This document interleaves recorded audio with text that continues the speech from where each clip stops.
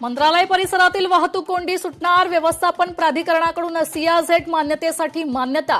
Nariman point 1 कफ parade दरम्यान coastal road उभारला जाणार. जायकवाडी धरण 69% भरलं, अनेक शहरांच्या पिण्याच्या पाण्याची चिंता संपली आहे.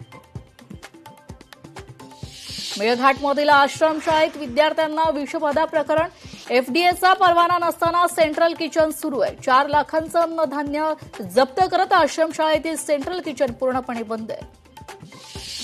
पिंपरी चिंचवडमधील मोशी दुर्घटना प्रकरणी अग्निशमन दलाच्या अधिकाऱ्यावर कारवाई, ऋषिकांत चिपाडेंचं निलंबन, कामात हलगर्जीपणा केल्याचा ठपका आहे.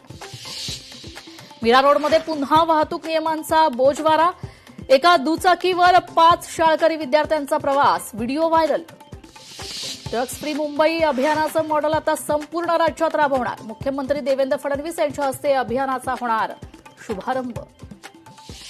हिमायतनगरमध्ये ऐन पावसाळ्यात खोदले रस्ते, शहरातील अनेक भागात घाणीचं साम्राज्य पसरल्यानं नागरिकांचा संताप. नाशिकमध्ये डिजिटल अरेस्टच्या नावाखाली 59.58 लाखांची फसवणूक, मुंबई पोलीस अधिकारी असल्याची बतावडी, निवृत्त अधिकाऱ्याला सायबर भामट्याचा गंडा आहे. उजनी धरणातून भीमा नदीत पाण्याचा विसर्ग, भीमा नदी दुथडी भरून, संभाव्य पूर परिस्थिती, सोलापूरच्या जिल्हाधिकाऱ्यांकडून नदीची पाहणी.